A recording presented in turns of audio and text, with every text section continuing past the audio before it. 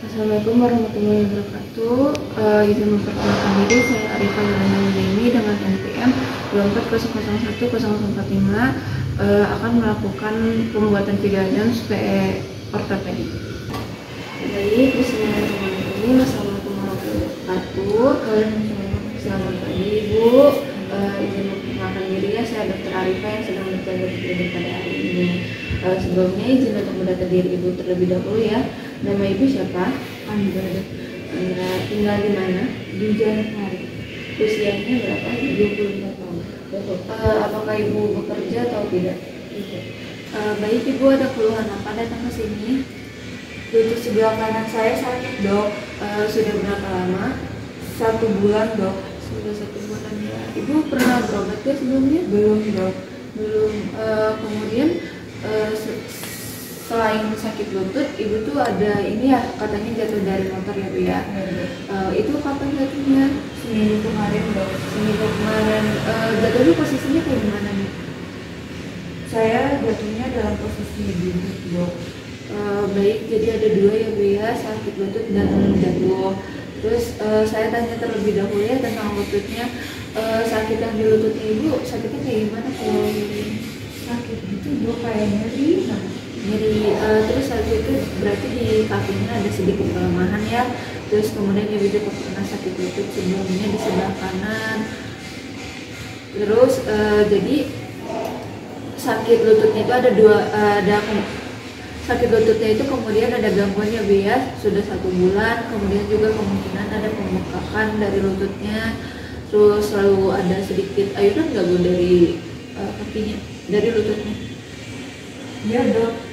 Ada, berarti jadi karena Ibu merasa sakit sehingga lama-lama terjadi kelemahan dari kaki yang kanan ya, Bu, ya. Kemudian akhirnya pada waktu jalan juga mungkin ada ketidakstabilan ya dari kaki kanan Ibu. Lalu karena Ibu juga jatuh juga sebelumnya ada baal dari kaki Ibu.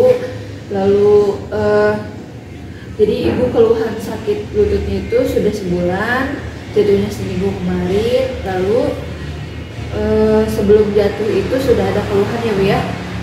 Sebelumnya juga belum pernah berobat dan jadi Ibu kesini dengan harapan bisa menyembuhkan. Oleh karena itu nanti saya akan periksa secara ortopedi apakah Ibu bersedia. Baik, Ibu silakan berbaring di meja pemeriksaan, ya. Baik, selanjutnya kita akan mencuci tangan terlebih dahulu dengan 6 langkah WHO.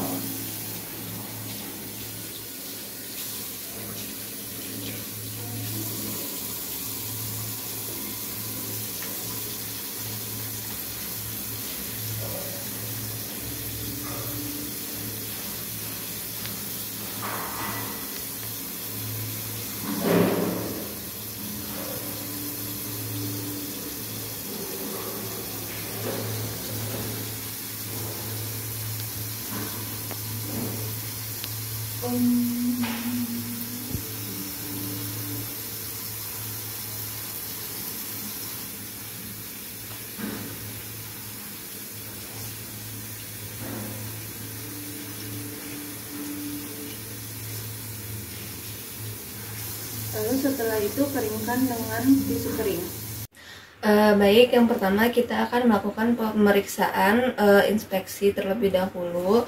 Kita lihat di bagian kulit pasien apakah ada kebiruan, luka, jaringan parut atau perubahan warna lain. Punten ya, Bu, ya. Di sini kita bisa lihat bahwa pada kulit pasien itu terdapat kebiruan, tetapi tidak ada luka, jaringan parut, dan perubahan warna lain. Lalu kita lihat bentuknya, apakah terdapat bengkak yang terlokalisir atau tidak, atau terdapat benjolan, atau terdapat massa muscle wasting atau kehilangan massa otot. Nah, itu bandingkan dengan sisi yang sebelahnya, yang dimana pada pasien ini terdapat bengkak. Bengkak yang terlokalisir, tidak terdapat benjolan, dan tidak terdapat massa-massa wasting. Lalu selanjutnya ada deformitas, yang dimana kita periksa pada pasien ini apakah terdapat angulasi, rotasi, dan pemendekan.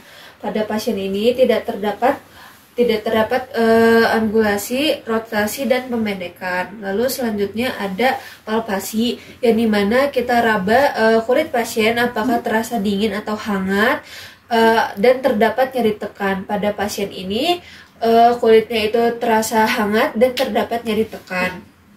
Lalu selanjutnya kita periksa outline tulang, yang dimana kita periksa terlebih dahulu dengan true length atau lakukan pengukuran panjang dari pesias hingga ke bagian atas medial malleolus. Kita ukur panjangnya.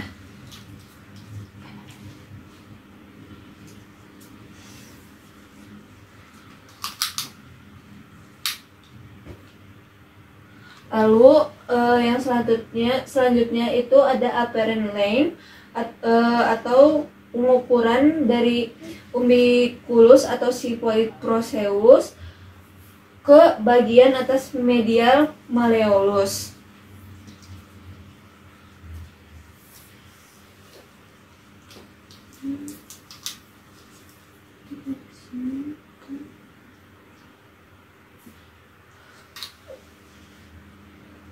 Lalu selanjutnya ini kaki kanan dan kaki kiri itu tidak boleh lebih dari 1 cm. Jika lebih maka terdapat perbedaan panjang anggota gerak bawah. Lalu selanjutnya kita lihat apakah terdapat efusi pada sendi, dan pada pasien ini tidak terdapat efusi. Lalu pada pasien ini tidak terdapat benjolan. Lalu selanjutnya ada pemeriksaan pulsasi, yang dimana periksa pulsasi itu pada dorsalis pedis. Dorsalis pedis itu pada sepertiga medial dari dorsal pedis dan tibialis posterior, yang dimana dia adalah posterior dari medial malleolus. Lalu selanjutnya ada capillary refill time. Di sini periksa capillary refill time-nya pada kuku jari. Untuk normal itu kurang dari 2 detik, untuk pemanjangannya itu lebih dari 2 detik. Lalu selanjutnya pemeriksaan sensasi, yang dimana lakukan pemeriksaan sensasi dan bandingkan kedua sisi tubuh. Yang pertama itu ada sensasi kasar dan halus menggunakan sikat atau kapas yang disediakan, lalu diaplikasikan ke kulit ekstremitas yang terjadi cedera dan membandingkan dengan yang sehat. Ibu, apakah terasa? Ya dok. Terasa ya Bu ya. Lalu untuk sensasi nyerinya itu menggunakan tusuk gigi, dan kita periksa sensasi suhunya juga. Lalu setelah itu ada pemeriksaan move, yang dimana kita meminta pasien untuk melakukan gerakan ROM atau range of motion. Lalu apakah ibu terdapat keterbatasan dan nyeri pada sendi yang terganggu? Ya dok. Di bagian mananya ya Bu?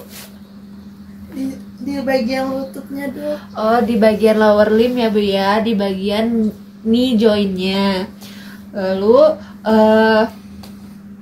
setelah itu kita memeriksa kekuatan otot pada pasien. Pada pasien ini kekuatan ototnya itu adalah M2 M3, yang dimana kontraksi lemah dapat menghasilkan gerakan yang melawan gravitasi namun kemudian jatuh kembali. Baik, di sini kita akan melakukan tes khusus, yang dimana untuk knee trauma atau injury terdapat 3 tes, yaitu drawer test, collateral ligament, dan meniscus. Untuk ankle-nya itu ada Simon test. Yang pertama kita akan melakukan anterior drawer test terlebih dahulu, yang dimana posisikan lutut pasien itu pada sekitar 90 derajat fleksi. Pemeriksa itu berdiri di depan lutut pasien yang akan diuji, lalu letakkan kedua tangan Anda di sekitar lutut pasien. Tangan yang lebih dekat dengan pasien harus menahan bagian belakang betis, sedangkan tangan yang lebih jauh harus menempatkan tangan di bagian bawah paha pasien. Lalu terapkan tekanan anterior ke arah depan secara perlahan pada bagian depan tibia pasien yang dimana itu menciptakan gerakan drawer ke depan. Lalu amati sejauh mana tibia dapat digeser ke depan tanpa hambatan. Selanjutnya ada Simon test atau Thompson test yang dimana itu untuk menilai ruptur tendon Achilles. Instruksikan pasien untuk berbaring telungkup atau berbaring miring dengan kaki yang akan diuji itu menggantung di luar tempat tidur atau meja pemeriksaan. Lalu remas di bagian betisnya atau otot gastrocnemius yang akan berkontraksi dengan gaya tarik selanjutnya disalurkan melalui tendon Achilles. Lalu untuk hasil pemeriksaannya itu normal, kaki bergerak secara plantar fleksi. Sekian dari saya, kurang lebihnya mohon maaf. Wassalamualaikum warahmatullahi wabarakatuh.